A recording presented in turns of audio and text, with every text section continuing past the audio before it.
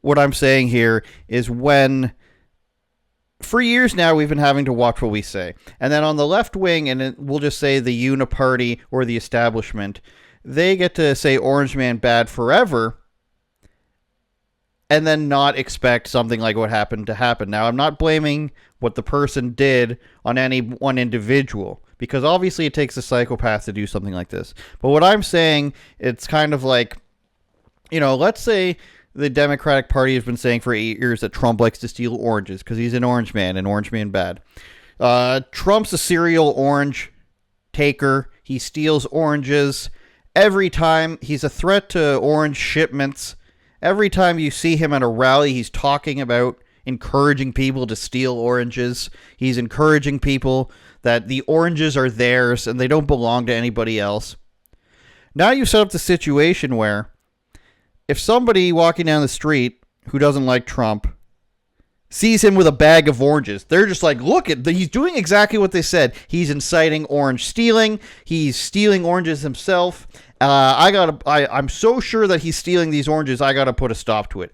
That's the equivalent here, and I know it's silly, but you have to think about it from the logistical standpoint of you're saying that this person's a threat to democracy for years and years, and that he wants to take your rights away, which he hasn't done, and he controls the Supreme Court in some way, even though they disagree with him on a lot of things. His vice president was against him the last time.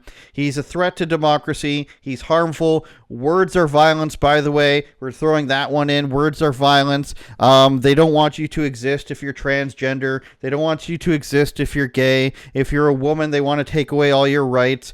This person is the worst person in the world. We are better for you. Trust us, the pseudo-communist government. But anything you might do to accomplish this, that's on you guys. We don't want that to happen. They want the communist government overthrow to happen. They just want to be sort of in charge of it, kind of in a Chinese way, a modern communist way. And they want you to think that there's some sort of permanent underclass. They want you to think that they have to rise up. They want you to think that words are violence. They want you to think that misgendering is violence. This is all establishment talking points. And then when something terrible happens, it's sort of just like, well, maybe guns are the problem.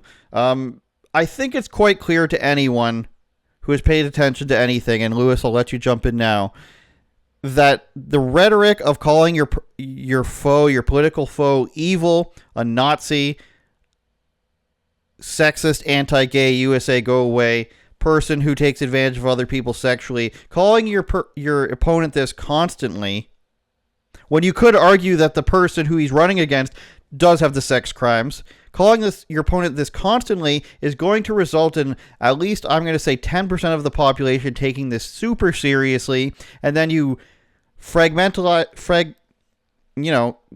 subtract from there, divide from there is what I'm trying to say, but the amount of crazies that will affect. So if Trump was going out and saying, January 6th and get in there and, smash some windows or something, there's a small percentage of crazies who will take that very seriously.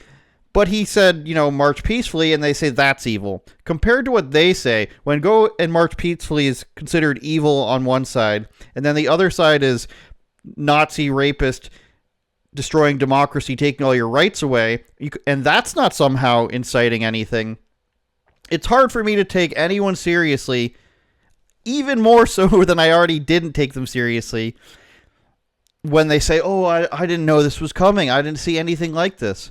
Lewis, do you have any thought on the responsibility of rhetoric? And you come from a country where rhetoric is very, it's picked apart in some good ways, some bad ways. Do you think there is a particular responsibility for rhetoric from the Democratic Party or from the left-wing establishment? Or do you just think, and I'm not trying to sway your opinion here, do you think that the responsibility lies solely with them?